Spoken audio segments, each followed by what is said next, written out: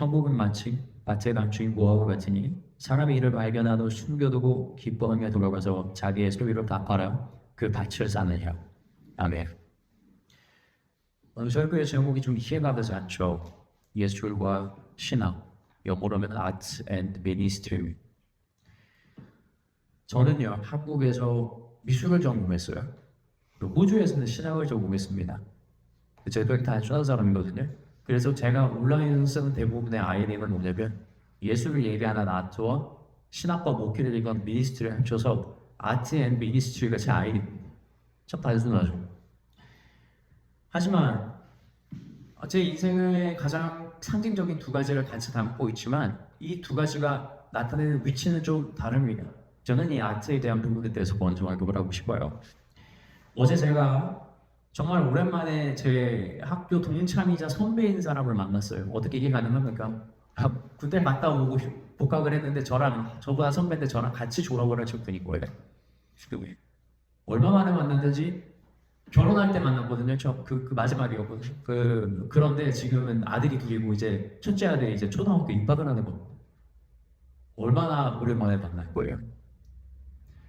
형이 저한테 이런 질문을 합니다. 오랜만에 만나서. 정민아 너 아직도 그림 그리니? 라고 질문하면 제가 다시 역으로 질문했어요. 형이 볼 때는 제가 대학생 때 어떤 학생이었어요? 라고 물어보니까 형이 이렇게 얘기하더라고요. 넌 정말 열심히 했고 노력하는 학생이었어. 그림밖에 몰랐다.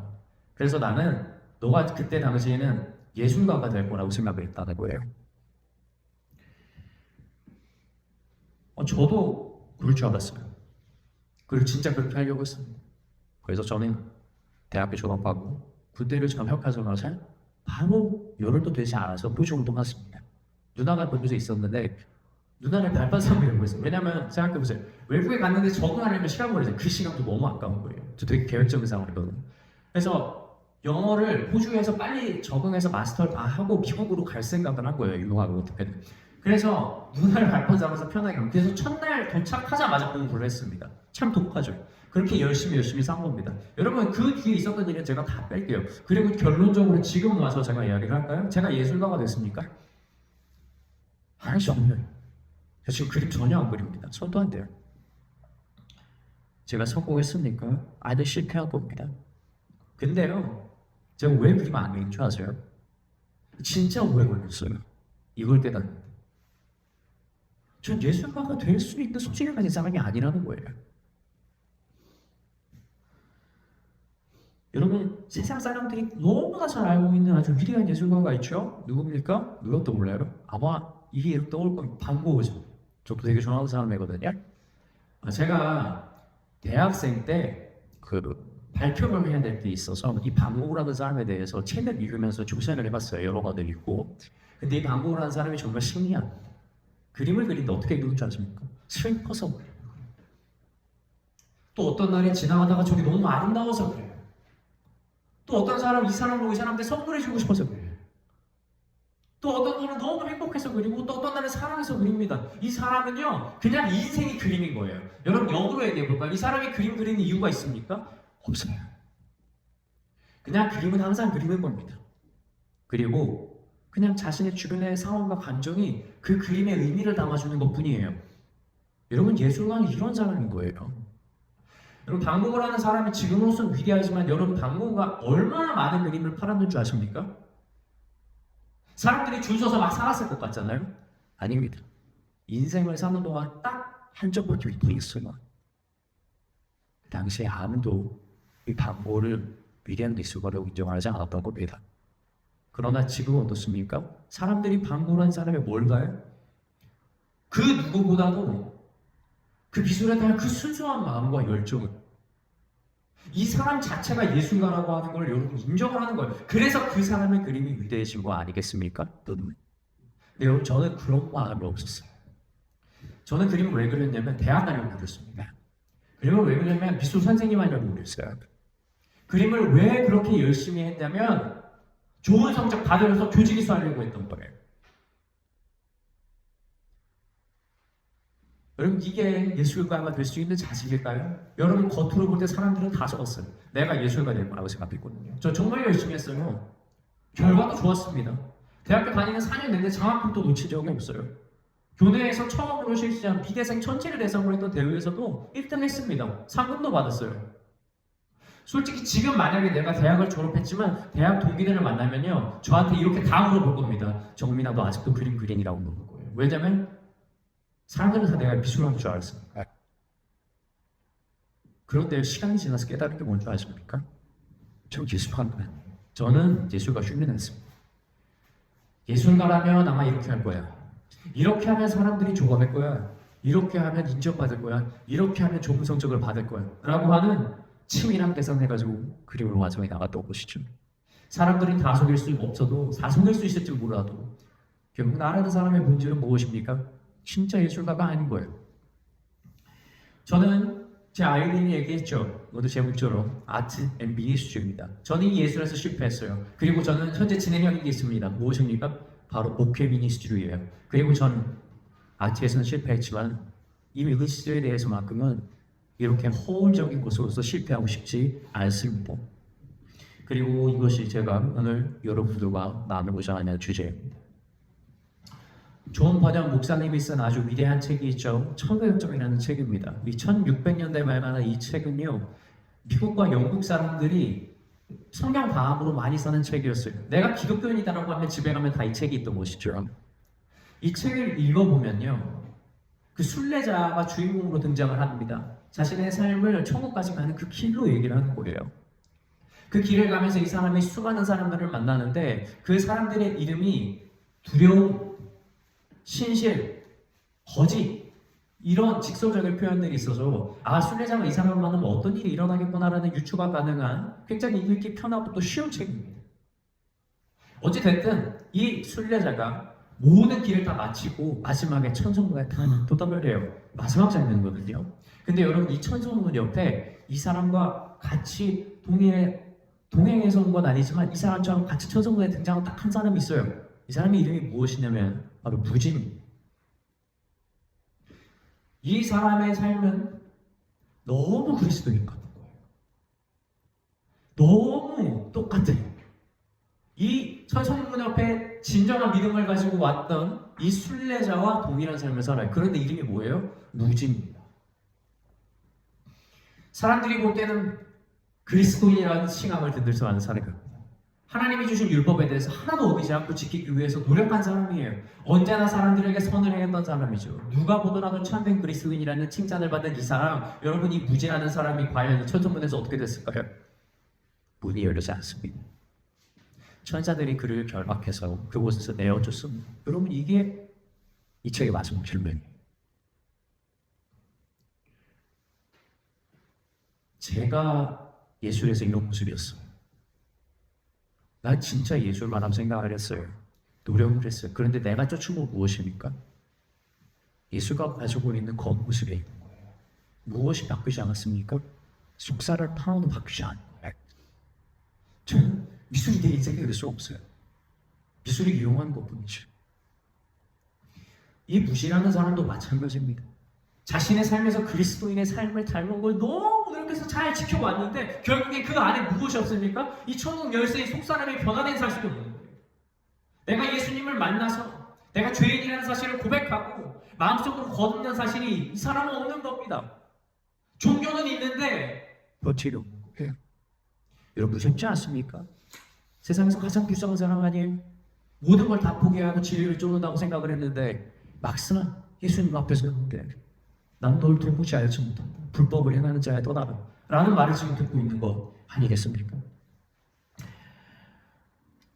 참된 그리스도인에 대해서 여러분과 나누겠습니다. 여러분, 참된 그리스도인 무엇입니까? 딱 두 가지만 기억하면 됩니다. 마음속에 기억하세요. 첫 번째, 무엇입니까? 바로 거듭난 사람이에요. 이 거듭남의 비밀에 대해서 굉장히 쉽게 나오는 말씀이 있죠. 어디입니까? 바로 니고데모와 예수님의 대화입니다. 니고데모가 진리에 대해서 너무 궁금해서 사람들의 눈을 빼고 예수님을 찾아왔습니다. 예수님이 이 거듭남의 비밀을 니고데모에게 이야기해 주지 않습니까? 사람이 다시 태어나지 않고서는 하나님의 나라를 볼 수 있는 자가 없다. 니고데모가 이 말 딱 들었어요. 근데 여러분, 거듭남이라는 게 리버스잖아요. 다시 어떻게 태어난 거니? 왜 그대로 질문합니다. 아니 예수님, 내가 이미 나왔는데 어떻게 또 나옵니까? 그럼 자기 생각에는 어머니의 뱃속에서 나와야 된다고 생각을 합니다. 그러면 내가 다시 엄마의 뱃속으로 들어가야 합니까라는 질문을 하죠. 여러분, 예수님이 말하는 변화는 무엇입니까? 다시 태어남이라고 하는 건 겉사람이 있는 게 아니에요. 무엇에 다시 태어납니까? 속사람에 다시 태어나는 것이죠. 이것은 결국 무엇을 얘기하냐면 우리의 죄를 깨닫는 데서 이 모든 것이 시작한다는 걸 이야기하는 것이죠. 여러분, 우리 모두는 양심이라는 것이 있습니다. 이 양심이 우리에게 무엇을 가르쳐 주니까 올바른 길이 무엇인지 우리 마음을 찔러주는 거예요. 우리가 어느 날 길을 가다가 돈이 많이 들어있는 지갑을 주었습니다. 그리고 그 지갑 안을 자세히 보니까 이 지갑이 누구의 것인지 신분증이 있어요. 우리는 이 지갑이 누구 건지를 알 수 있습니다. 저는 믿어 의심치 않습니다. 여기에 계신 모든 성도님들은 이 지갑에 있는 돈을 그대로 이 주인에게 찾아줄 거예요. 그런데 어떤 사람은 이 지갑을 주어서 이 돈을 다 빼버리는 사람이 있을 수도 있어요. 어떤 사람은 자신의 양심을 지켜서 이 주인을 찾아서 이 모든 돈을 주는 사람이 있는 반면 어떤 사람은 양심이 가르치는 대로 따르지 않고 그 돈을 자기가 다 가져와 버리는 사람이 있는 것이죠. 저 여러분들에게 질문 한 가지 해보겠습니다. 이 두 사람 중에 선한 사람은 누굽니까? 여러분, 죄송하지만 두 사람은 모두 죄인입니다. 왠지 아십니까? 애초에 양심이 올바른 길을 가르쳐 주지 않았다면 이 두 사람은 모두 자기가 원하는 선택을 했을 것이기 때문이에요. 죄를 짓지 않는다고 죄인이 안 되는 게 아니라고요. 애초에 죄를 지을 수 있는 기회를 가지고 있고 그걸 선택할 가능성이 있다는 걸 뭐가 알려줍니까? 양심이 알려주는 겁니다. 그래서 우리는 죄인인 거예요. 마치 이것은 양쪽에 추를 달고 있는 저울과 같습니다. 한쪽은 죄고 한쪽은 의예요. 근데 이 죄라고 하는 것이 우리의 저울을 누릅니다. 그러면 우리는 버티기 위해서 어떻게 합니까? 양심이 가르쳐주는 대로 의라는 행위로서 이 반대쪽을 눌러서 균형을 맞춰요. 여러분, 이것이 의를 행하는 것처럼 보일 수는 있죠. 그런데 어느 날 내가 양심이 따르는 대로 행위를 고치지 않으면 어떻게 됩니까? 바로 죄의 추로 누워보는 겁니다. 우리는 지금 기울어진 싸움을 하고 있는 거예요. 언제든 죄를 사랑하고 언제든 죄로 기울어져서 항상 악한 선택을 할 수 있는 것, 양심이 알려주는 건 바로 이겁니다. 여러분, 양심을 지킨다는 건 홀이에요. 양심은 우리가 어느 죄에서 벗어날 수 없다는 걸 알려주는 것입니다. 이것은 바로 이 저울이 바로 무엇입니까? 우리가 아담으로부터 물려받은 겉사람이에요. 우리가 육신을 입고 있는 동안에는 이 겉사람을 바꿀 수 있는 어떠한 능력도 없어요. 방법도 없습니다. 그렇다면 우리는 무엇을 바꿔야 합니까? 이 무의 추로 기울어진 겉사람을 바꾸는 것이 아니라 애초에 우리가 누구인지를 바꾸는 거예요. 속사람을. 애초에 우리가 누구에게서 났는지 신분을 채착하는 것이지요. 육신에는 죄가 있으나 예수님의 보혈이 이 모든 것을 씻어내서 우리를 죄인이 아닌 우리의 신분 자체를 하늘의 백성으로 만들어 주는 것이죠. 이것이 바로 보혈의 은혜요 십자가의 능력인 것입니다. 이것이 참된 그리스도인이 되는 첫 번째 단계입니다. 무엇입니까? 내가 내 죄를 해결할 수 없다라는 것을 알고 공고한 사람인 것을 인정해서 예수님의 십자가까지 나아가는 바로 그 길입니다. 이 첫 번째 과정을 거치고 나면 이제 거듭난 만큼이나 중요한 두 번째 과정을 거쳐야 합니다. 이것은 바로 성화의 과정입니다. 그리스도인으로서 성령을 맛보고 말씀의 깨달음을 알고 그의 사랑과 능력을 경험했음에도 불구하고 다시 세상으로 돌아간 사람들이 여러분 무수히 많다는 사실을 기억해야 돼요. 그리고 우리는 이것에 주의해야 합니다. 후메네오는 진리를 깨닫고 교회를 세우는 사람들 중 하나였지만 잘못된 지식으로 자신이 지혜 있다 하여 복음을 그릇되이 전하는 사람으로 변질되었습니다. 또한 아나니아와 삽비라는 겉으로 볼 때는 신실한 성자들처럼 보였고 그들 또한 사람들에게 인정받는 그리스도인의 모습을 가지고 있긴 했으나 결국 그들은 자신들이 가지고 있는 재산의 일부를 감춤으로써 세상에 한 발을 올리게 되었고 사람들에게 위선을 보여줬던 자들로서 거짓 믿음을 드러내게 되었지요. 또한 대만은 바울과 많은 사역을 함께 했으나 결국 세상을 사랑해서 교회를 떠난 자고 성경을 기록하고 있습니다. 이처럼 말씀을 경험했음에도 불구하고 변질될 수 있는 거예요. 이런 변절자에 대해서는 우린 역사적으로 너무나 잘 보고 있지 않습니까? 여러분 1900년대 우리나라 일제시대를 경험했을 때 우리가 어떤 자들을 경험했어요? 아니 나라를 파먹은 배신자들을 우리가 밟아지 않았습니까? 이완용이나 송변종 같은 몇몇의 민족의 배신자들로 인해서 우리나라가 큰 위기를 맞았지만 또한 몇몇의 위인들로 인해서 우리나라가 결국 독립을 하게 되었죠. 또 많은 사람들 중에서는 이런 사람도 아니고 저런 사람들도 아닌 사람들이 있었어요. 저는 이 부분에 대해서 좀 집중해 보고 싶습니다. 모두가 다 일본을 지지하거나 혹은 독립을 지지하지 않았어요. 많은 사람들이 어디에 있었습니까? 중간에 있었습니다. 그들은 함부로 만세를 부를 수도 없었어요. 그렇다고 함부로 또 일제편에 설 수도 없었죠. 왜 그렇습니까? 모르니까 앞으로 어떤 일이 생길지. 아니 앞으로 계속해서 우리나라가 일제 침략을 받고 일제 치하를 받게 될지 아니면 독립을 하게 될지 누가 알겠어요. 그게 불안한 거예요. 그래서 어느 쪽에도 피하지 못하는 겁니다. 그렇게 어느 쪽에 섰다가 자신의 가족들이 위험해지거나 자신이 가지고 있는 모든 걸 잃게 되면 얼마나 무섭겠어요. 그럼 반대로 생각해 볼까요? 만약에 우리나라가 광복이 된다는 사실을 그 당시 국민들이 알았다고 해봅시다. 여러분 중간에 서는 사람 있을 것 같습니다. 주님은 없으십니다. 아는 것과 모르는 것의 차이, 이것이 얼마나 되는 줄 아십니까? 이 중립이라고 하는 입장을 없애는 역할을 하는 겁니다. 여러분 이게 핵심이에요. 이것을 우리의 믿음을 한번 줘볼까요? 자, 천국을 안다고 말을 합니다. 그런데 세상과 어느 정도 타협을 하면 적절한 그리스도인으로 살아가는 태도를 가지고 있는 사람, 여러분 이게 가능한 삶일까요?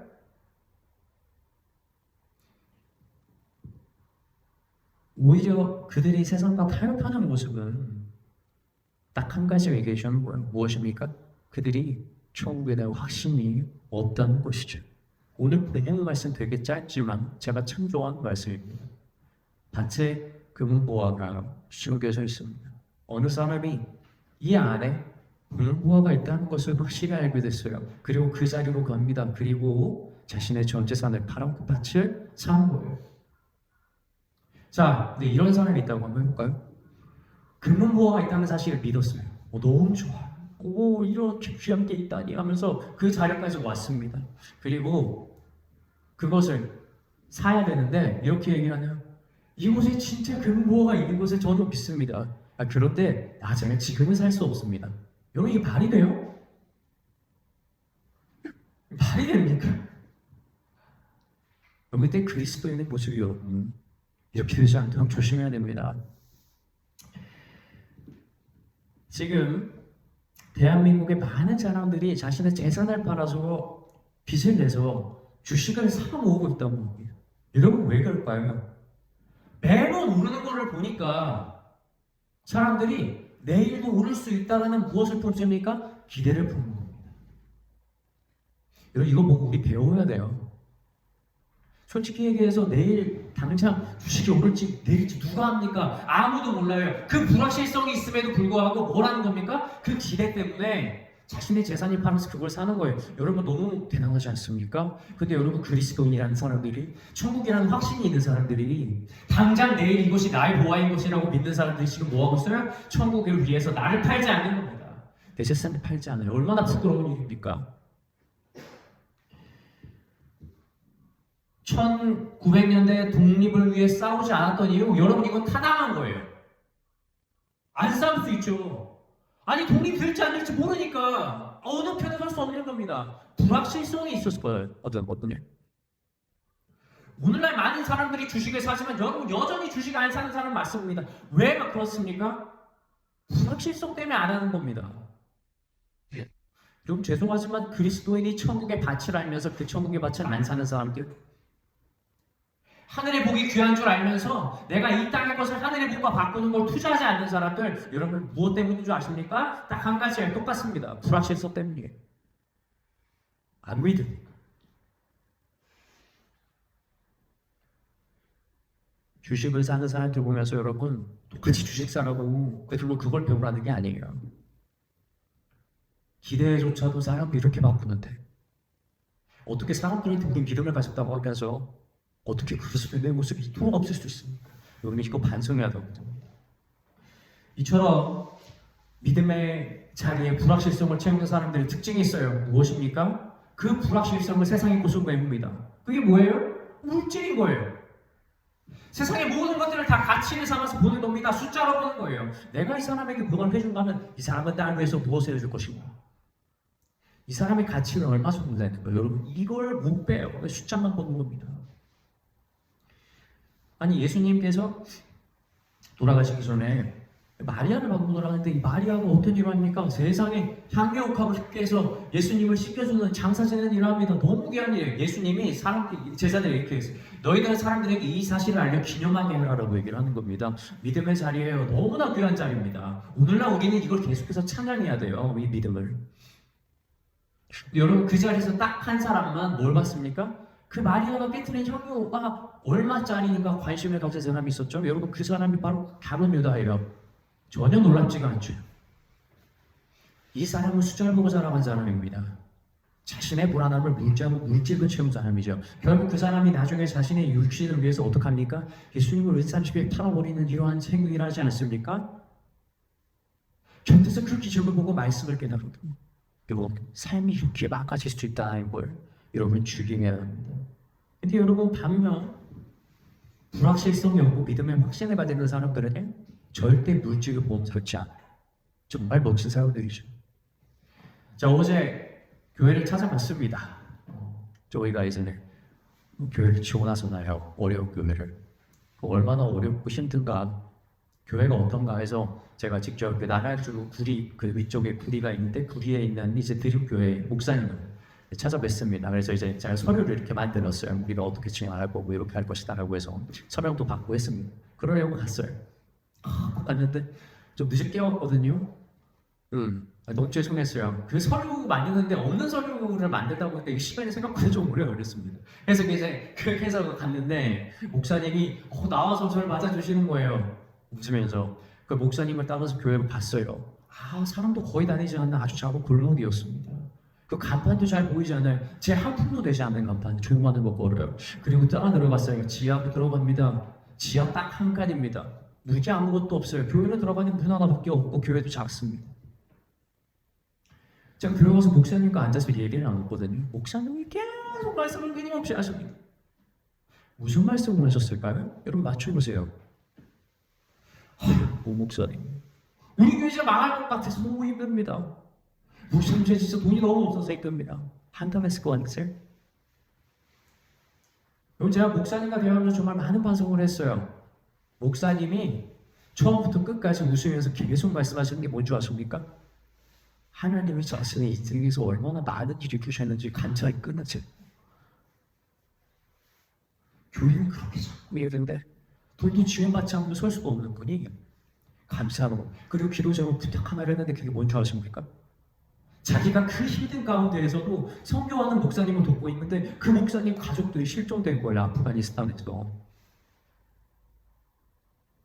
목사님이 잠깐 나왔다가 들어왔는데 가족들이 다 잡혀간 거예요. 연락처가 어디 있었는지도 그 연락을 받고 땅을 치는 거예요. 자기가 얘기하면서 이런 분을 기도하는 겁니다. 여러분 교회가 그런 거예요. 얼마나 은혜가 됩니까? 그 목사님이 계속 감사를 해주는 거예요. 그리고 제가 왔는데 이게 기도의 응답이라고 하면서 원래 작년까지 좀 큰 교회에서 지원을 해줬는데 올해부터 지원이 끊긴 거예요. 그래서 목사님이 딱 올해 되면서부터 재정적으로 너무 힘들어서 기도를 했다고 합니다. 기도하고 얼마 안 돼서 저한테 연락을 받은 거예요. 수년 동안 이어지는 후원이 끊기지 않게 된 것이죠. 여러분 교회가 그렇습니다. 그렇게 하나님이 성령으로 인도해 주시는 것들이 계속해서 이어지는 거예요. 우리는 그리고 이걸 이야기하면서 마음에 힘은 없는 거예요. 아이고 목사님, 저 빨리 갔어야 됐어요. 아까도 말씀드렸지만 제가 같이 대학생활을 했던 형을 만나기로 했거든요, 오랜만에. 근데 그 약속 시간이 늦으면 안 되는데 와 세상에 그 목사님과 하나님께서 이루시는 일들을 이야기를 하고 말씀을 나누는데 시간이 너무 빨리 가는 거예요. 시간이. 시간은 정말 붙들고 싶다. 여러분이 겉으로 보잖아요. 없어, 완전 아무것도 아니에요. 진짜 살면서 그림 한 장 팔지 못했던 그 방울가 나중에는 결국에는 그가 가지고 있는 마음에 그 진실한 마음으로 인정받지 않습니까? 여러분 전 그렇게 봐요. 이 목사에게 지금은 아무도 보지 않는 곳에서 이렇게 오시던 하지만 하늘에서 그 누구보다 큰 용사요, 큰 상급을 받을 자로에게 제가 믿음의 눈으로 보이더라고요. 사랑하는 성도 여러분, 참된 그리스도인으로 거듭나십시오. 이 생의 자랑과 정욕으로부터 마음을 돌이켜 하늘의 상급을 추구하십시오. 지금은 비록 허허벌판처럼 아무것도 없어 보이지만 이 밑에 숨겨진 그 보화를 향해 상을 드는 그날이 반드시 우리에게 찾아올 것입니다. 천성문 앞에서 가짜 그리스도인으로 드러나 온갖 수모를 당하고 천사들에게 쫓겨났던 무지한 자가 되지 않고 믿음의 성도들과 천사들의 배웅을 받으며 승리의 면류관을 얻는 저와 여러분이 되길 주님의 이름으로 축원합니다. 기도하겠습니다.